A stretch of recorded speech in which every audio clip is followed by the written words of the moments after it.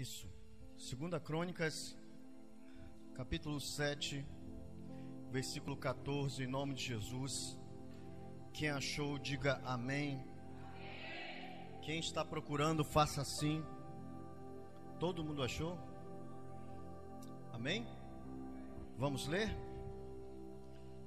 Está escrito o seguinte na santa e bendita palavra do Senhor: se o meu povo, que se chama pelo meu nome, se humilhar e orar e me buscar e se converter dos seus maus caminhos, então eu ouvirei dos céus, perdoarei os seus pecados e sararei a sua terra.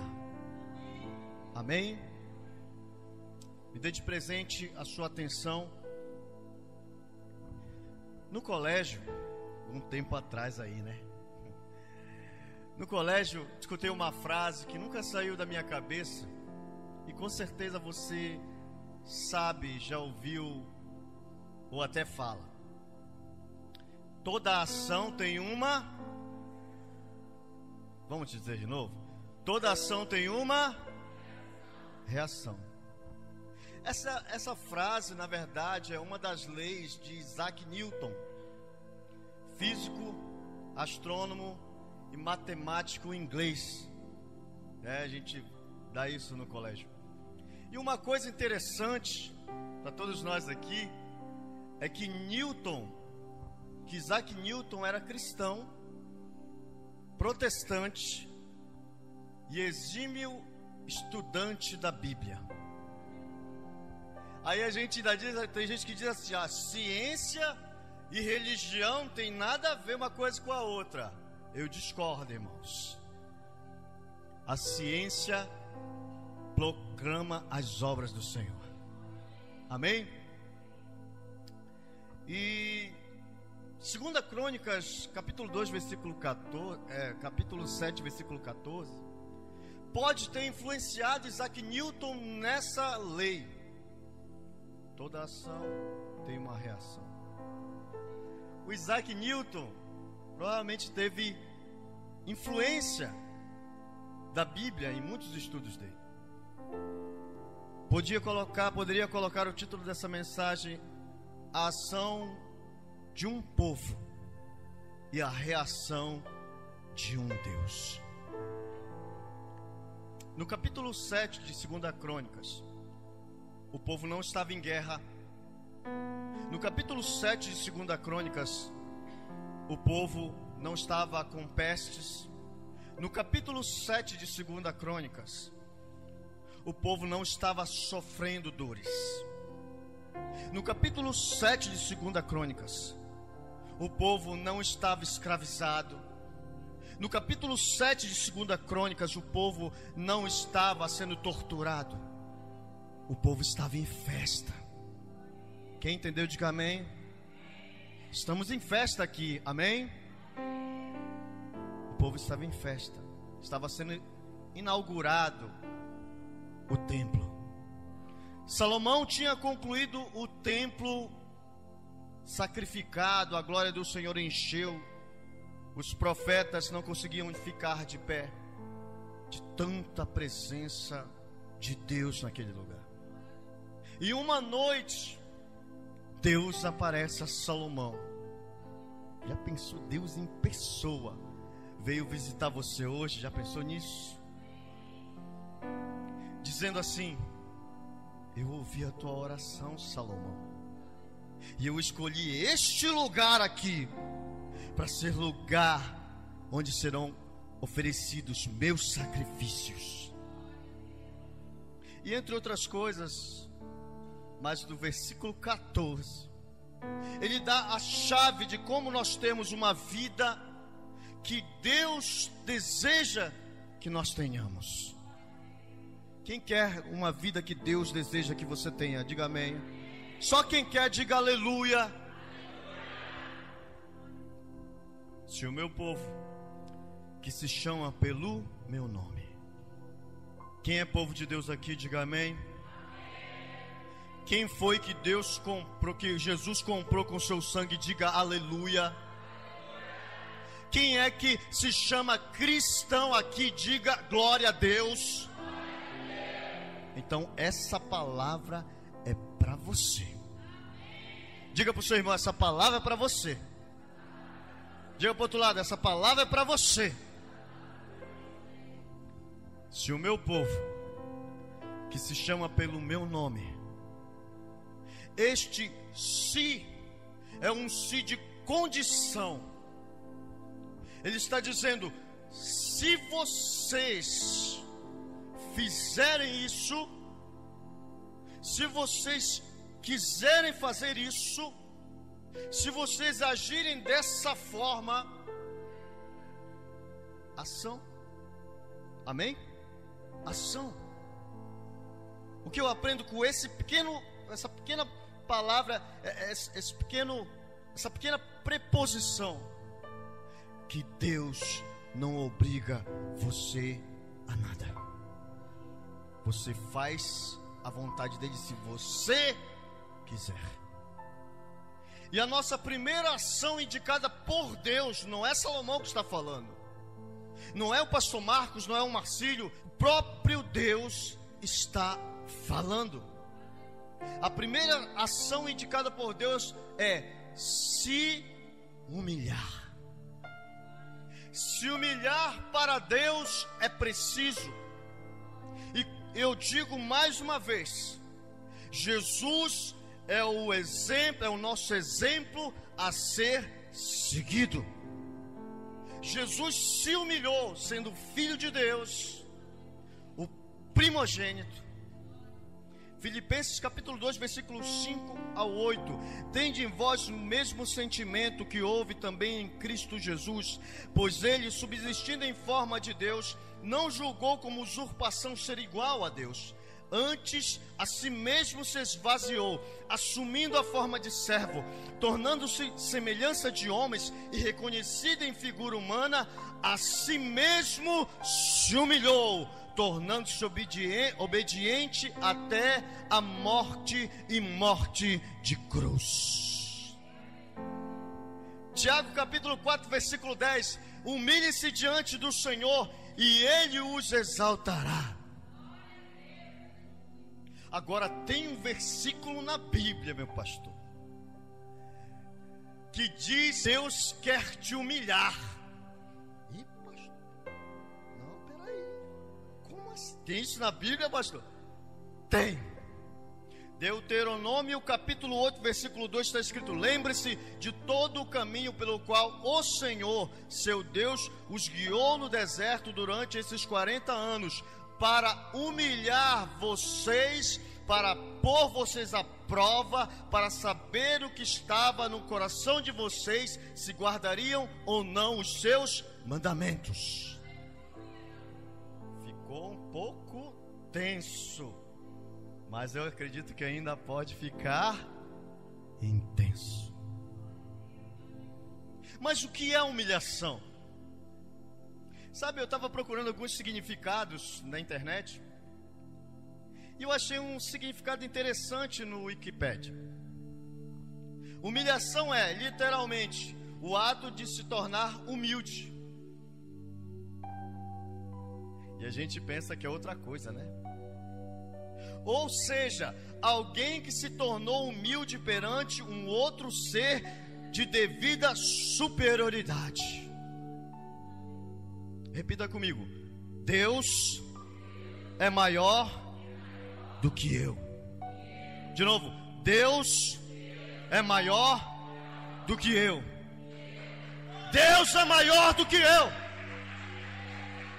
Se humilhe perante Ele. Se humilhar nesse texto, irmãos, é reconhecer a minha total dependência de Deus.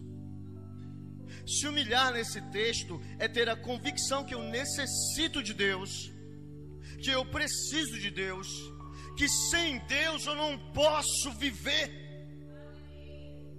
Quem entendeu, diga amém. Isso é se humilhar perante Deus. Se humilhe na presença de Deus, amém? Quem quer ter uma vida que Deus está propondo hoje, diga amém. Então se humilhe na presença de Deus. Segunda ação que nós temos que ter: orar. Se o meu povo, que se chama pelo meu nome, se humilhar e orar. A minha avó costumava dizer, e ela me ensinou, que orar é falar com. Orar é falar com. E eu aprendi. E eu entendi que o orar é necessário para termos intimidade com Deus. Porque se orar é falar com Deus, para me ter intimidade com alguém eu preciso falar. Eu preciso conhecer a pessoa. Eu preciso saber o que ela gosta. Eu preciso saber o que ela não gosta. Eu preciso saber o que ela faz, o horário que ela anda. Eu preciso saber as angústias, os medos. Isso é intimidade. Então, se eu não oro, eu não tenho intimidade com Deus. Ninguém tem intimidade se não falar. Não é verdade? Quem crê nisso, diga amém. Quem concorda com isso, diga aleluia. Ninguém tem intimidade se não falar, se não conhecer. A oração é o único serviço que a Bíblia diz que te recompensa. Pastor, Mateus capítulo 6, versículo 6: mas ao orar, entre no seu quarto e, fechada a sua porta, ore ao seu pai que está em secreto, e o seu pai que vem em secreto lhe dará a recompensa. O que você está esperando para orar? O que a gente está esperando para orar? Amém. A Bíblia diz que é para a gente insistir em orar. Colossenses capítulo 4, versículo 12, está escrito o seguinte: perseverai na oração, vigiando com ações de graça. A Bíblia diz que se eu orar, tudo eu recebo. Mateus capítulo 21, versículo 22: e tudo quanto pedires em oração, crendo, recebereis. Aplauda o Senhor, e só para me saber que você ainda está aí comigo. Bem forte, bem forte.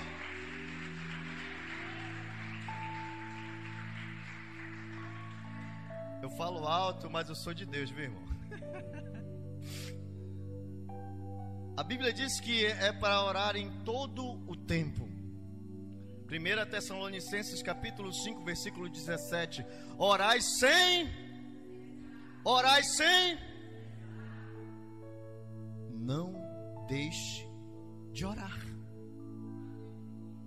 Se você quer restauração na sua vida, não deixe de orar. Terceira ação: se o meu povo, que se chama pelo meu nome, se humilhar e orar e me buscar ao Senhor. Quando eu era criança pequena lá em Barbacena, a gente aprendeu que vir à igreja era para buscar uma bênção. A gente aprendeu que vir à igreja, desde pequenininho, eu não cresci muito, né? Era para buscar uma cura. Mas hoje eu entendo que eu devo vir à igreja para buscar o Senhor. Hoje eu entendo que eu devo vir à igreja para buscar esse Deus tão grande, que me amou, que mandou o seu filho morrer numa cruz, humilhado, rejeitado, crucificado, perdeu todo o seu sangue por mim. Eu tenho que vir na igreja para adorar esse Deus que matou o seu filho para que eu pudesse viver a vida dele. Aleluia. Irmãos, a tua motivação não deve ser as coisas de Deus. A tua motivação deve ser o Deus de todas as coisas. Essa vai para o Facebook, hein? A tua motivação não deve ser as coisas de Deus, mas sim a tua motivação deve ser o Senhor de todas as coisas. Quer aplaudir? Aplaude bem forte, adorando o Senhor.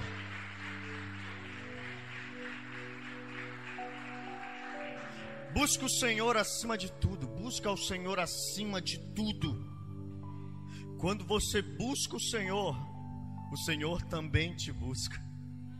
Quando você procura o Senhor está te procurando faz tempo. Quando você acha o Senhor se deixa achar, e Ele vai achar você. Isaías 55:6 diz: buscai o Senhor enquanto se pode achar, invocai-o enquanto está perto. Você quer restauração nessa igreja? Quem quer restauração nessa igreja? Quem quer uma igreja cheia da presença de Deus? Então você tem que buscar o Senhor aqui. Amém? Quarta ação que devemos ter: se o meu povo, que se chama pelo meu nome, se humilhar e orar, e me buscar, e se converter dos seus maus caminhos. Quarta ação: se converter dos nossos maus caminhos. Mas o povo de Deus tem caminhos maus? Você tem caminhos maus? É o próprio Deus que está falando. Ele te conhece, Ele me conhece. Ele sabe no nosso íntimo. Ele sabe o que nós estamos fazendo quando ninguém está olhando. Ele sabe o que você está fazendo lá no trabalho, que ninguém sabe que você é crente. Ele sabe o que você está fazendo na rua, onde ninguém te conhece, mas Ele te conhece. Somos pecadores, irmãos. Isso é um fato. E a conversão é o caminho para o perdão. Quem dirige carro aqui, além do pastor? O pastor dirige. Quem dirige carro aqui? Levanta a mão aí. Pouca gente, né? O que é uma conversão na direção? Mudar de direção. Precisamos mudar a nossa direção para mudar tudo ao nosso redor. Precisamos nos converter, irmãos, dos nossos maus caminhos. Precisamos converter a nossa mente do que você tem pensado, do que você tem julgado, do que você está alimentando a sua mente. Precisamos converter as nossas ações. Precisamos converter os nossos celulares. Eu e o meu Samsung serviremos ao Senhor. Quem tem os melhores aí, você vai falando. Eu e meu iPhone serviremos ao Senhor. Porque tem tanto celular endemoniado, meu irmão. Precisamos converter as nossas palavras. Precisamos converter os nossos olhos. Precisamos converter as nossas mãos. Precisamos converter todo o nosso mau caminho, irmãos. Quem está entendendo, diga amém. Se o meu povo, que se chama pelo meu nome, se humilhar e orar e me buscar, e se converter dos seus maus caminhos, então Deus reage. Então eu ouvirei dos céus, perdoarei os seus pecados e sararei a sua terra. É Deus que está falando. Se nós agirmos conforme Ele está ordenando, conforme Ele está indicando aqui, Ele nos ouvirá. Amém? Sabe, irmãos, sabe por que o nosso país está há muito tempo assim? Porque nós nos humilhamos pouco. É com pesar que eu falo isso. Sabe por que o nosso país, a nossa cidade, nosso estado violento, nosso estado que tem prostituição? Sabe por que está assim, irmãos? Porque nós oramos pouco. Sabe por que o país está tanto tempo assim? Sabe, eu vou abranger mais. Sabe por que o mundo está tanto tempo assim nesse caos? Porque nós buscamos outras coisas e não o Senhor. Nós buscamos pouco o Senhor. Porque nós nos convertemos dos nossos maus caminhos pouquinho. Pecado é para ser tratado como pecado, não é tratado como hábito. Porque depois que você habitua com o pecado, meu irmão, para você não vai ser mais pecado. Precisamos converter os nossos maus caminhos. Se nós agirmos assim, Deus vai reagir ao nosso favor. Se o meu povo, que se chama pelo meu nome, se humilhar e orar e me buscar e se converter dos seus maus caminhos, então eu ouvirei do céu, perdoarei os seus pecados e sararei a sua terra, sararei o seu país, sararei o seu estado, sararei a sua cidade, sararei a sua casa, sararei a sua família, sararei a sua vida.